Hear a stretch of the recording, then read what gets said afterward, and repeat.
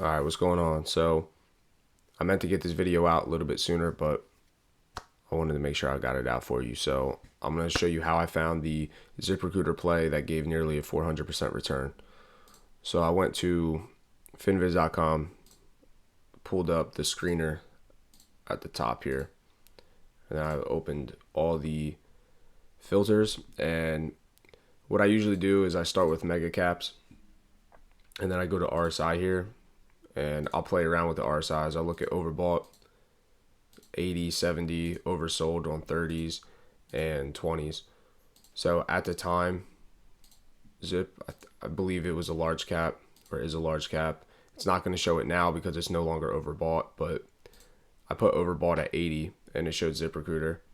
So I took that and put the ticker into stockcharts.com, and when I did that at the time, the RSI was right around here. So it was nearly at 90. So it was really high.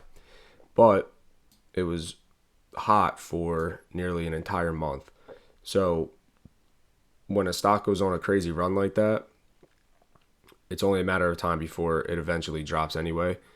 But why it gapped down so much right here was because it had earnings. And when we picked up those puts, I think we picked up closer to the close, and then they reported earnings right after the close, and then it gapped down the next day. So ZipRecruiter is for jobs, people trying to find jobs or whatever. The labor market has been a little weak, and there's been earnings recessions, right? So it kind of made sense to take this play. So what I did first, though, is I set my targets where I think these prices will drop, right? So I find a little bit of support, so around that $23 and then the 22.